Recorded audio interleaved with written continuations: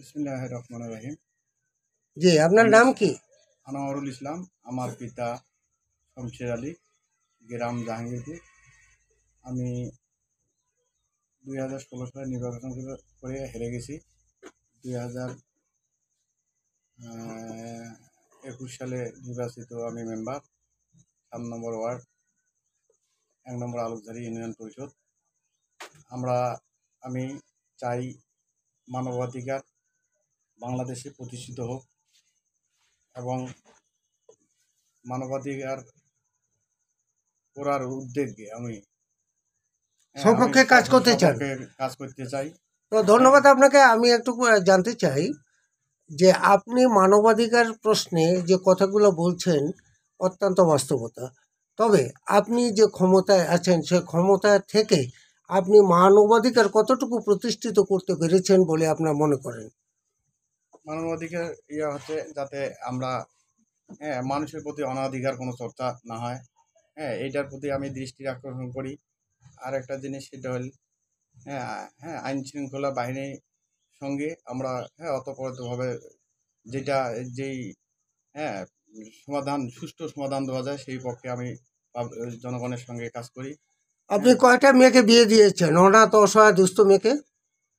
আমি এ যাবত 10-12টা মেয়ের অনাথ অনাথ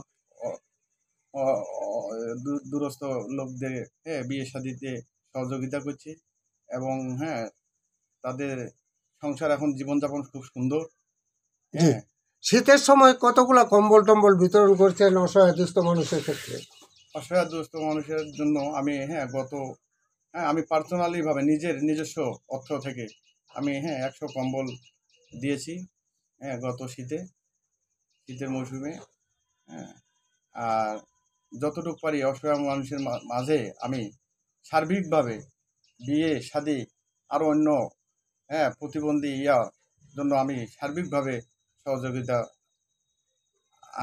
করিয়া আসিতেছি।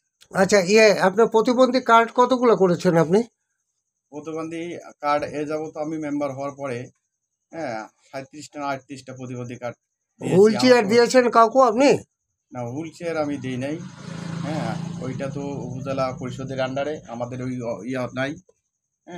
ব্যক্তি উদ্যোগে আপনি কি দিতে সক্ষম তো বটেই? অবশ্যই আমি চেষ্টা করি, আমি সর্বোচ্চ চেষ্টা করি। সাধারণ লোকের যারা দরিদ্র দুরস্থ লোক যারা, তাদের জন্য আমি সার্বিকভাবে সব সময় আমি তাদের প্রতি দৃষ্টি আকর্ষণ করি। ধন্যবাদ আপনাকে। আপনি আগামীতে কি কি কাজ করতে চান মানবাধিকার প্রশ্নে? আমি আগামীতে যাতে আমার এলাকার, আমার 7 নম্বর ওয়ার্ডের জনগণের প্রতি অনাধিকার কোনো চর্চা যদি না হয়, আইন শৃঙ্খলা মানবাধিকার যাতে আনা হয়, এই মর্মে আমি ভালোভাবে যাতে সুষ্ঠুভাবে দেশ পরিচালনা এবং মানবাধিকার যাতে অন্যায় অত্যাচার কোনো না হয়, এই মর্মে আমি কাজ করতে চাই। ধন্যবাদ আপনাকে। আসসালামু আলাইকুম।